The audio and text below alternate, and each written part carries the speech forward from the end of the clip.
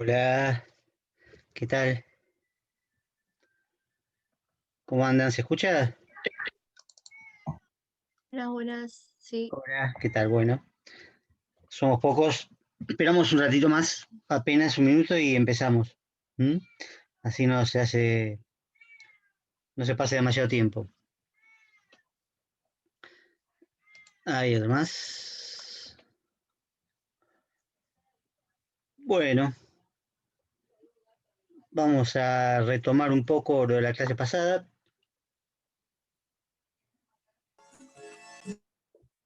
con el ánimo de lograr terminarlo, que es el tema de Bakhtin.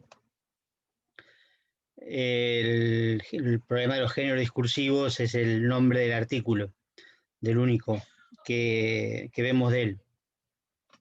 Lo que dijimos es que toda la comunicación, según Bakhtin, se ordena, se organiza a través de géneros discursivos que aprendemos a lo largo de la vida, desde el principio, junto con la lengua, y en distintas esferas de la vida social.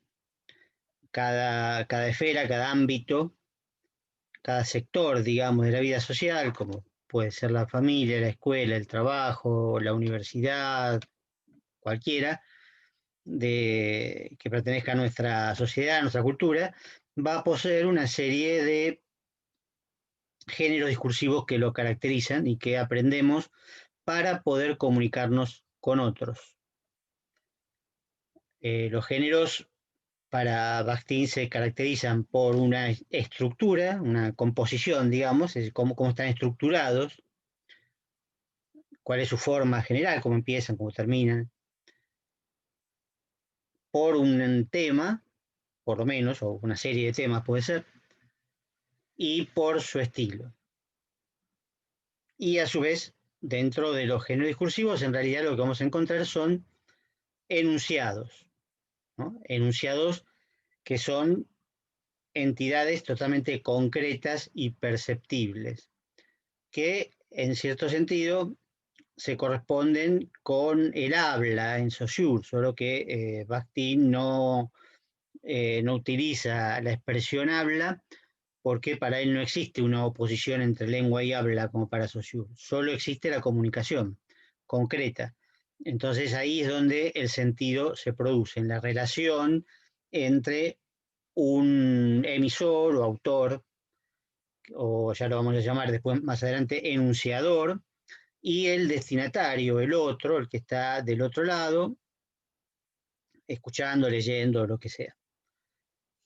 Los enunciados son, como dice Bakhtin, relativamente estables dentro de los géneros discursivos en la medida en que, bueno, los géneros duran un cierto tiempo y tienen las mismas características durante un cierto tiempo. Pero pueden cambiar también, pueden haber nuevos géneros o desaparecer algunos que eran antiguos, que quedan como antiguos, digamos, ya no se utilizan. La comunicación en ese sentido es flexible, es fluida, ¿m? Aunque también se parece en parte a la lengua en ese sentido, porque también hay un cambio, digamos, como en la lengua, bueno, cambian los géneros discursivos también a lo largo del tiempo. Solo que esos cambios se pueden ver, digamos, porque en la vida de uno puede aparecer que aparece un género discursivo nuevo o desaparece uno anterior. Eso puede pasar, no es como la lengua que uno no puede percibir los cambios, percibe los cambios del habla, justamente. Pero bueno, los géneros discursivos en realidad pertenecen de alguna manera al habla, es decir, pertenecen a la comunicación, que es un hecho cambiante, fluido, y que sucede entre individuos, entre seres humanos. De ahí viene la comparación permanente entre la oración como una entidad totalmente neutra, sintáctica o gramatical, digamos, como una unidad gramatical, ¿no? Saussure diría perteneciente a la lengua, sería un sintagma, pero para Bakhtin, repito, no es esa la denominación que corresponde porque él no distingue entre lengua y habla, pero sí dice que la oración es una estructura posible, que tiene una serie de reglas, que tiene un principio y un final, etcétera, que se marcan gramaticalmente, pero lo que le importa es el enunciado, porque es en el enunciado donde se adquiere el sentido, donde aparece la intención del autor. La oración es neutra, en cambio el enunciado siempre tiene una intención, siempre está producido para algo, para producir algún tipo de efecto, a veces una respuesta, a veces una reacción. X puede ser convencer a alguien, puede ser que alguien haga algo, puede ser que responda de diversas maneras, puede ser al contrario, que se calle. Bueno, los enunciados siempre buscan de alguna manera una respuesta, una reacción, cosa que en la oración por supuesto no pasa, porque de hecho, repito, la oración ni siquiera tiene emisor y mucho menos tiene del otro lado un receptor. La oración es abstracta, el enunciado siempre es concreto. Y por eso vamos a ver hoy que en el enunciado siempre hay de alguna manera huellas de ese sujeto que lo produce y también de huellas de a quién se dirige. Eso también hay y lo vamos a encontrar después de alguna manera. Pero por ahora redondimos con Bakhtin. Habíamos visto también entonces que el enunciado está cargado justamente de esa subjetividad, de esa valoración. Puede fingir ser objetivo, pero nosotros podemos dudar de eso, investigar y analizar qué es lo que tiene de subjetivo, sabiendo interpretar las marcas, las huellas correspondientes a esa subjetividad. Pero en todo caso siempre proviene de un sujeto. Ese sujeto, como dije en la clase pasada, en principio lo pensamos como un individuo, pero por el ejemplo que les di de la frase esa de la sociedad no existe, en realidad vemos que no se trata, en ese caso particularmente complejo e interesante, no se trata de un individuo solamente, sino se trata de toda una cultura, de toda una ideología que funciona como autor de ese enunciado. Después el individuo lo toma como propio, pero ya alguien lo dijo, lo pensó, lo construyó, y todo ese sentido viene de otro lado. El individuo lo podrá usar quizás en otro sentido. Es probable, por eso decía que es un enunciado que puede ser utilizado tanto por liberales, que es el sentido clásico, como por marxistas, porque en ambos casos tiene un sentido diferente, aunque las palabras sean iguales, aunque la oración sea igual, pero el sentido que se le da puede ser distinto. Y podría haber otros sentidos también. Lo que dice Bakhtin es que la palabra concreta, ¿no? Digamos, el enunciado, pero hecho de palabras, es antes que mío es de otros. Yo lo hago mío. Cuando lo hago mío, puedo utilizar esos sentidos que vienen de antes o puedo agregarle nuevos, ¿sí? Y después, en cierto sentido, yo paso esa palabra a otros que vienen después que yo, que también la van a utilizar con el mismo sentido o con otros sentidos, ¿no? Entonces, de alguna manera, mi palabra es mía y no es mía, porque también fue de otros y será de otros. Eso es lo que de alguna manera indicaba también con lo último que vimos, que era la cuestión de que el enunciado es como un eslabón en una cadena discursiva. Es decir, un enunciado siempre se relaciona de alguna manera, hay muchas maneras, con enunciados anteriores y con enunciados posteriores. Hay como un diálogo, así como hay un diálogo siempre entre el yo y el otro, un diálogo que a veces es implícito, porque el otro no responde o no está presente, pero sin embargo siempre está puesto en ese lugar y por lo tanto hay un diálogo implícito. También hay un diálogo entre enunciados. Los enunciados dialogan entre sí de muchas maneras distintas.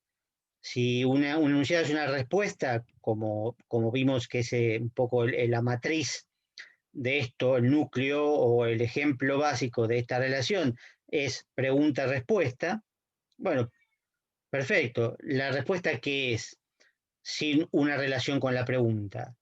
Nada. es otra cosa. Así como la pregunta está dirigida a la respuesta está dirigida a la pregunta.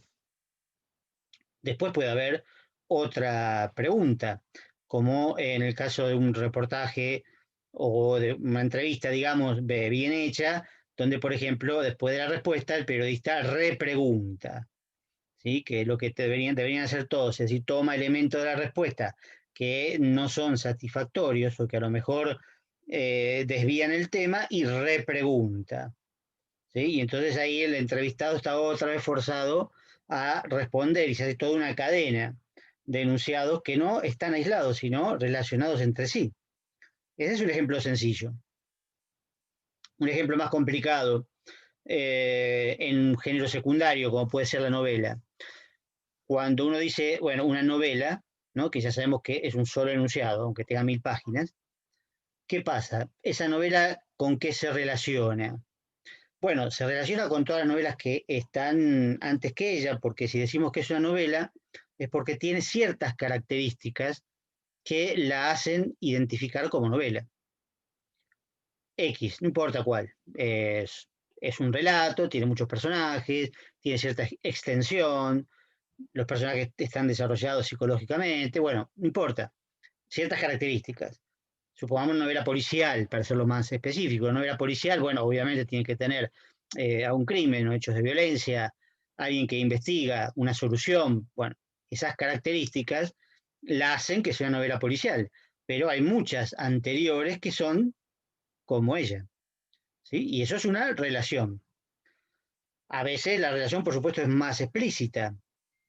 En el caso de Don Quijote, por ejemplo, que lo hemos mencionado alguna que otra vez, ¿no? ¿Qué pasa? Don Quijote no podría existir sin las novelas de caballería, porque justamente el personaje, Don Quijote, antes de llamarse de esa manera, se vuelve loco leyendo novelas de caballería y piensa que puede ser un caballero andante, cuando en su época no existía ya ese tipo de sujeto social, que en realidad también en gran medida es mitológico o surge de las propias novelas. Pero eso es otro problema. El problema es que es difícil entender Don Quijote sin relacionarlo con esas novelas de caballería que de todas maneras están explicadas dentro de Don Quijote. Y después de Don Quijote hay un montón de otras novelas que están relacionadas con Don Quijote de diversas maneras, ¿no? Don Quijote en la actualidad, Don Quijote en determinadas épocas, la continuación de Don Quijote, etcétera, etcétera. Es decir, siempre hay algún tipo de relación entre un enunciado X, cualquiera, y los enunciados anteriores y los enunciados posteriores. Muchos tipos de relaciones. Cuando podamos, las desarrollaremos un poquito más en un tema particular que viene, creo que no sé si es el tema 3 o el 4, que se llama polifonía, ¿no? Que de alguna manera lo inventó Bakhtin justamente, ¿no? Sale de acá. Esta es la teoría un poco, ¿no? Pero polifonía tiene que ver con cuestiones también prácticas. Pero también di el ejemplo que puedo desarrollar un poquito más también. Yo, cuando hablo en este momento, estoy en realidad sacando mis enunciados de alguna manera de la teoría de Bakhtin. Si no existiera la teoría de Bakhtin, yo no podría estar en este momento hablando y dando esta clase, porque yo no estoy dando estos enunciados inventándolos sobre la marcha. Probablemente sí, por supuesto, lo explico con mis palabras, agrego repeticiones, muletillas, bueno, ejemplos que Bakhtin no dio, etcétera, sin duda. Pero muchas cosas que yo digo, y todas en general, digamos, de alguna manera, se relacionan con el artículo de Bakhtin que ustedes tienen que leer y conocer bien. Así que esa es una relación obvia en la cual mis enunciados forman parte de esa cadena que lleva al artículo de Bakhtin, que a su vez, también para seguir viendo la cadena, se opone a Saussure. En un momento dado, específicamente, él habla en contra de Saussure, por lo tanto, ahí hay una relación polémica con Saussure, ¿no? Él contradice a Saussure, pero sin Saussure no habría posibilidad de contradicción. Yo no lo contradigo a Bakhtin, estoy diciendo más o menos lo mismo que él decía, solo que cambiando, bueno, un poco las palabras para tratar de hacerlo más accesible. porque si no, no tendría sentido tampoco una clase. Me pondría a leer el artículo, en lugar de que lo leyeran ustedes, lo leería yo. Algunos profesores lo pueden hacer, pero no se trata de eso. Se trata de que yo lo explico. Pero aunque lo explique y utilice otras palabras, evidentemente la relación con Bakhtin es evidente. Y si después, más adelante, tenemos alguna clase sobre polifonía, bueno, hay una relación con lo que yo estoy explicando hoy, con esa clase posterior, que algún día llegará. Esa clase a su vez se va a relacionar con esta de ahora, más otras clases posteriores, con el parcial también, donde va a haber preguntas al respecto. Entonces ven cómo los enunciados van formando una cadena potencialmente infinita, que no termina nunca ni para atrás ni para adelante. Siempre hay algún tipo de relación que se puede establecer, porque uno puede decir, bueno, pero la novela, por el ejemplo que di antes, ¿no? Puede haber una primera novela que no se parezca a nada anterior. Entonces, ¿cómo sé que se relaciona con otra? Justamente por lo contrario, porque no se parece a ninguna. Si yo digo que hay una primera novela, es porque no hay nada anterior que sea una novela. Entonces se relaciona por contraposición. ¿Sí? Digo, bueno, esto es nuevo. ¿Sí? Y ser nuevo es una relación con lo anterior. Ser nuevo es algo distinto a lo anterior. Es una relación. En cambio, repetir lo anterior es otro tipo de relación. ¿Sí? Por eso digo que hay muchos tipos de relación que implican que el enunciado sea un eslabón de una amplia cadena. Y por último, algo que, bueno, es muy interesante, muy complejo, pero que es necesario entenderlo de alguna manera, tiene que ver con esta relación entre el yo y el otro que plantea Bakhtin y que plantean todos los que estudian enunciación. Ahora lo vamos a ver con Benveniste, que ya sería el tema 3, ¿no? ¿Qué pasa con ese otro? En cualquier circuito de comunicación, e incluso en el que está planteado en Saussure, lo habrán visto en los textos de Saussure, donde hay un hablante y un oyente, ¿no? Y el oyente después se puede transformar en hablante y el que fue hablante antes en oyente, ¿no? Y los signos circulan entre sus mentes, ¿no? Se transforman en habla, ¿sí? Y después vuelven a transformarse en lengua en la mente de cada uno, ¿no? Y circula. De un lado el hablante, del otro lado el oyente. A lo sumo, cambiando de rol en, por ejemplo, una conversación. Eso está bien, en cierto sentido. Es un esquema muy simple, demasiado, pero bueno, puede ser válido. Ahora, Bastín plantea una cosa un poco más compleja, un poco más profunda, que tiene bastante importancia y que influyó mucho, por ejemplo, sobre el psicoanálisis, curiosamente, el psicoanálisis lacaniano, ¿no? Por supuesto. Porque Bastín, digamos que es un poco posterior a Freud, poco, lo conocía bien, no era particularmente freudiano, pero después Bakhtin, como yo les contaba, fue redescubierto en la década del 60 sobre todo por los franceses, por los pensadores franceses que en muchos casos seguían a las enseñanzas de Lacan. Entonces hicieron una lectura muy importante. Pero bueno, esto no es tan, no tienen por qué entenderlo, pero sí la idea siguiente. Si el enunciado se dirige al otro y espera algo del otro, porque siempre hay un otro, ¿sí? Ese otro, ese otro que supuestamente está del otro lado, cuando yo voy a hablar, en realidad ya me condiciona mis enunciados. Desde muchos puntos de vista condiciona mis enunciados. Todo lo que yo puedo decir, de qué puedo hablar, de qué manera debo hablar, es decir, todo lo que aprendimos en realidad en el género discursivo, ¿no? Entonces, ¿qué pasa? Ese otro, en realidad, no está del otro lado, ya está de mi lado. Es como si estuviera, por decirlo de una manera gráfica, a mis espaldas, casi dictándome lo que yo voy a decir. Porque justamente si mi enunciado se dirige a ese otro con una fuerte dirección, digamos, con una fuerte intención o intencionalidad hacia ese otro, es evidente que yo estoy condicionado por ese otro. Ese otro no está pasivamente esperando que yo le hable, no, me condiciona desde el vamos.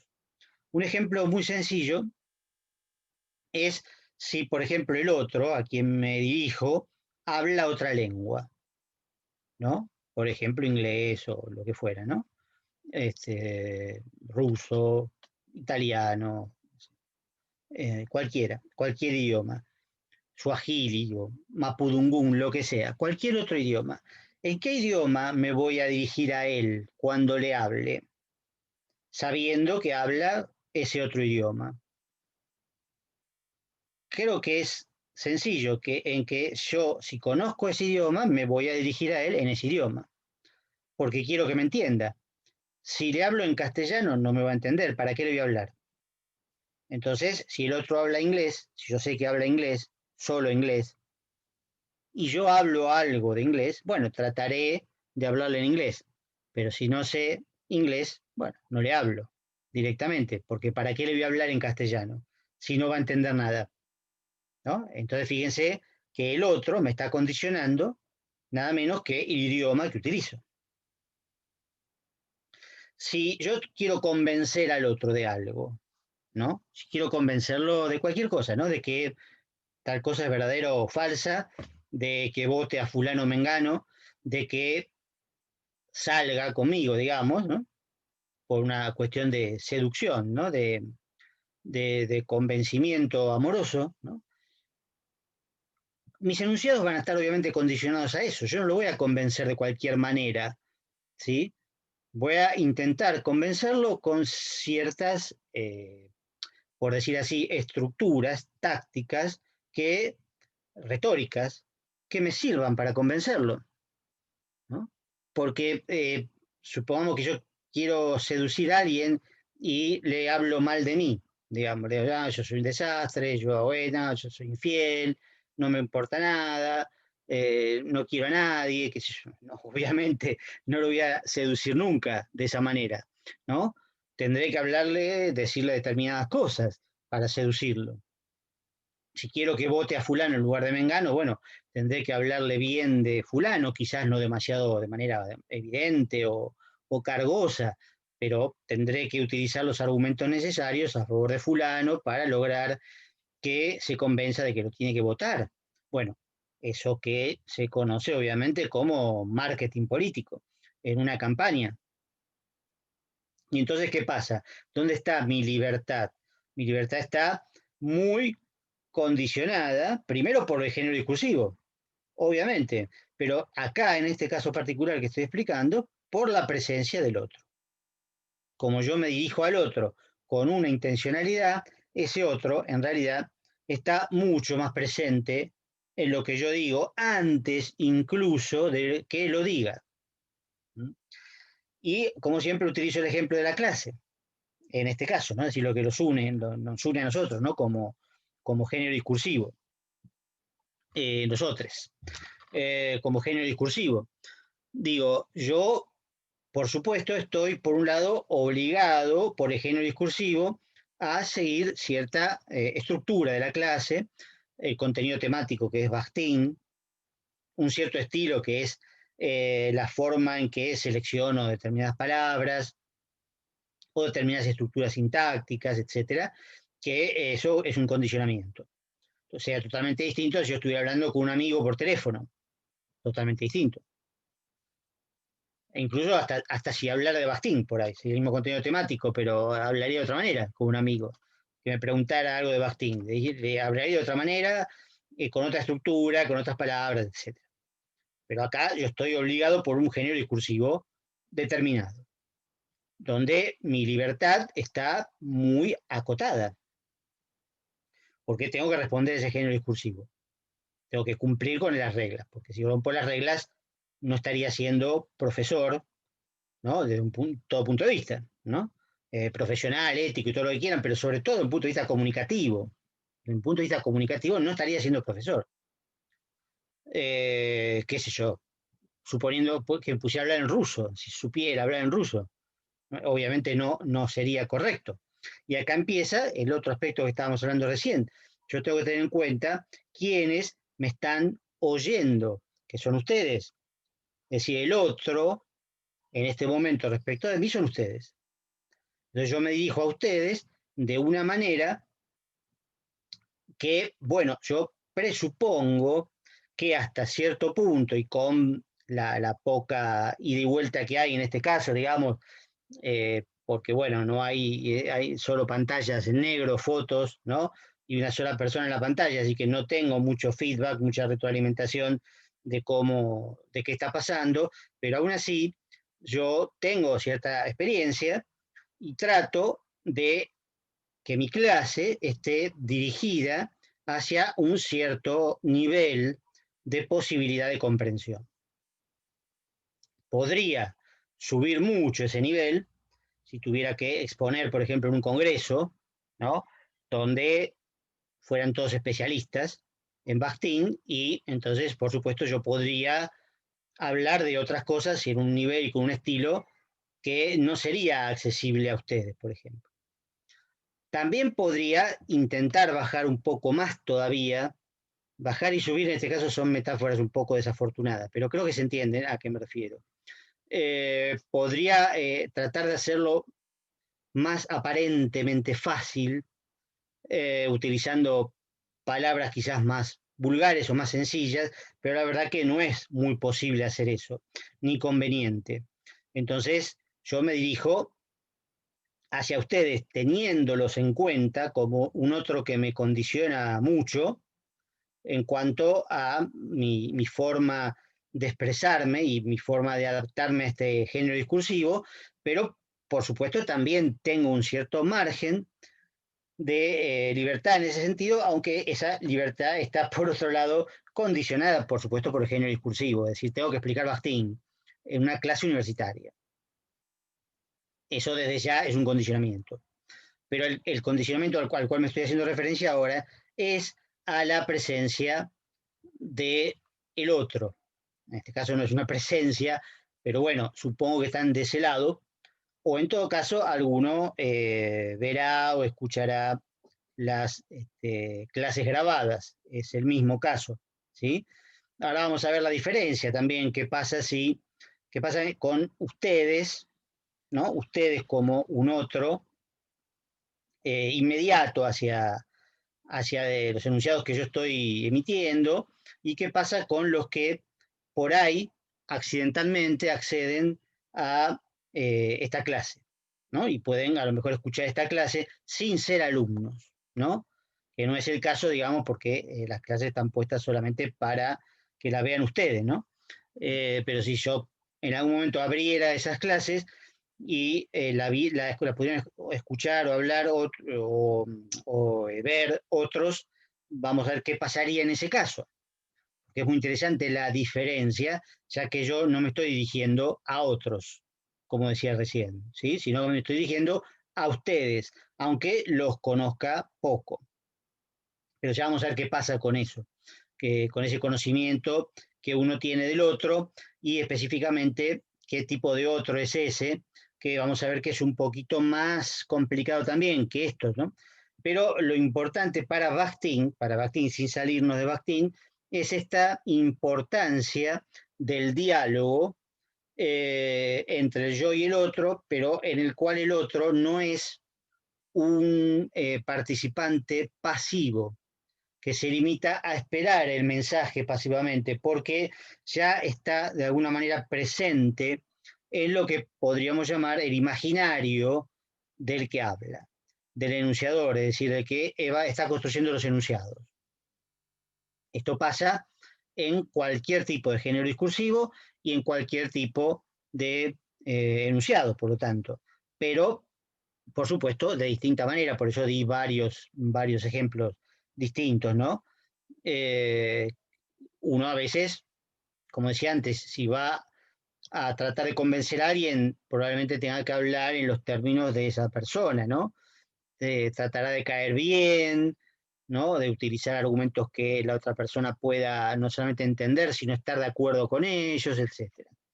Ahora, si uno quisiera polemizar con el otro, como hace Bakhtin con Saussure, no, directamente está en contra. Casi podríamos decir que es, de cierta manera, agresivo, polémico en realidad, ¿no? No tanto, no llega a ser agresivo, ¿no? Pero es bastante despectivo con respecto a los seguidores de Saussure, ¿no? Bueno, porque sabe que él se está dirigiendo a lingüistas de muchos sectores, pero que muchos de esos lingüistas sin duda van a ser saussurianos o creen que Saussure tiene razón. Entonces está armando sus enunciados en función de esos también. No en función de los que pueden estar de acuerdo con él previamente, sino en función de aquellos contra los cuales se está dirigiendo. Entonces es fuertemente polémico y utiliza argumentos que están muy en contra de lo que el otro piensa, pero lo tiene en cuenta al otro, lo está teniendo en cuenta, aunque sea de esa manera, aunque sea para polemizar, ¿no? Si uno polemiza, no tiene por qué caerle bien al otro, al contrario, probablemente no le importe para nada ese aspecto de caerle bien, pero sí lo va a atacar, digamos, entre comillas, atacar verbalmente, argumentativamente, retóricamente, ¿no? Aunque justamente esa agresividad puede convertirse en la política, por ejemplo, puede convertirse en agresión verbal, incluso en injuria, cuando el otro al que uno se dirige es o bien el enemigo directamente, el adversario político convertido en enemigo, o los partidarios de uno que esperan de uno que uno sea agresivo. Porque, como ustedes saben, hay políticos que tienen seguidores que esperan un cierto nivel de agresividad contra el otro, ¿no? Entonces ahí hay una relación en la cual el político satisface las expectativas de sus partidarios, es decir, de los otros a los cuales en ese momento se está dirigiendo. No se está dirigiendo al enemigo directamente, pero sí indirectamente, y está siendo agresivo, incluso injurioso, ¿no? Insultante incluso. Y esto es independiente, como ya vamos a empezar a ver, de la intención verdadera o psicológica del autor, del emisor. La intención, desde el punto de vista psicológico, tiene que ver con lo que uno quiere hacer. Eso es muy complicado de saber, ¿no? Si lo pensamos justamente desde el punto de vista psicológico, psicoanalítico, como estamos condicionados por nuestro inconsciente, desde ya que nunca se sabe muy bien qué es lo que uno quiere, ¿no? Una cosa es lo que uno dice que quiere y otra cosa es lo que verdaderamente quiere, que es el deseo, pero el deseo es inconsciente. No es un tema que importe para la lingüística, directamente por lo menos. Y por otro lado, la intención de lo que se dice puede ser falsa, totalmente. ¿Y cómo lo distinguimos? Es muy difícil distinguir la falsedad o la intención de mentir con huellas concretas. Se puede analizar, como decíamos antes, la subjetividad de un sujeto enunciador o emisor, pero no interesa desde el punto de vista lingüístico qué es lo que realmente piensa, sino lo que dice que piensa, porque esas son las marcas que se proyectan sobre el enunciado.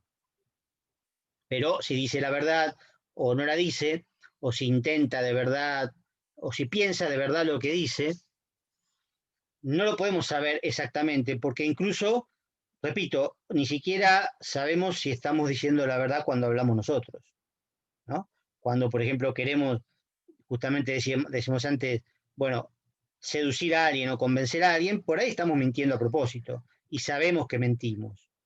Pero ¿estamos de todo seguro que mentimos? Tampoco. Ahora, un observador ajeno, tercero, ¿sabe que estamos mintiendo? ¿El otro sabe que estamos mintiendo? Es muy difícil. En la realidad es muy difícil. Entonces, lo que tenemos para analizar son enunciados concretos, perceptibles. En el caso nuestro, escritos. porque es más fácil, digamos, lo escrito, porque, bueno, los enunciados orales hay que repetirlos muchas veces, qué sé yo, pero igual se pueden analizar, ¿no? Por supuesto. Cualquier tipo de enunciado se puede analizar, porque justamente es un auto perceptible. Y en ese sentido, bueno, lo que nos queda a partir de ahora es empezar a entrar en el tema concreto de la enunciación, ¿no? Porque hasta ahora con Bakhtin hablamos del enunciado y dejamos la producción del enunciado como entre paréntesis. Pues sí, hablamos de géneros discursivos, hablamos de la comunicación, que es lo que le interesa efectivamente a Bakhtin en este sentido particular, ¿no? Que es el intercambio de enunciados que tienen un sentido dado por ellos mismos, por el momento, el contexto en el cual son intercambiados. Todo esto está en Bakhtin. Pero nos falta redondear, o mejor dicho, empezar a ver, redondear estamos redondeando Bakhtin, empezar a ver a través de Benveniste, que tiene 2 artículos en el tema 3, la noción de enunciación y la noción verdadera de sujeto enunciador y de cómo se construyen los enunciados, ¿no? Cómo se construyen verdaderamente los enunciados y cómo aparece el sujeto de manera concreta, visible, reconocible en los enunciados que construye. ¿Cómo aparece?